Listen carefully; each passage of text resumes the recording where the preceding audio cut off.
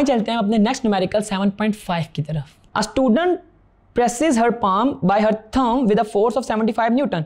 How much would be pressure under her thumb having contact area of 1.5 centimetre square. यानी कि हमारे पास जो given force है वो इक्वल है 75 न्यूटन के और हमारे पास जो एरिया है वो 1.5 सेंटीमीटर स्क्वायर के इक्वल है।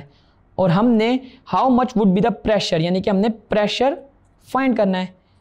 आपको ये बात पता है कि जो प्रेशर है वो is equal to force per unit area है, जिसमें फोर्स की यूनिट तो ठीक है मगर हमारे पास एरिया की यूनिट सेंटीमीटर स्क्वायर में। इसको जब हम लोग मीटर स्क्वायर में कन्वर्ट करते हैं तो हमारे पास ये बनता है 1.5 इंटू 10⁻⁻⁴ मीटर स्क्वायर।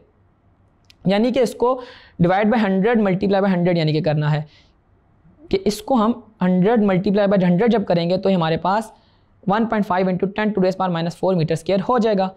अब मुझे इसके अंदर इनकी वैल्यूज पुट इन करनी है। फोर्स की जगह 75 लिख दूं और एरिया की जगह 1.5 इंटू 10⁻⁻⁴ लिख दूं।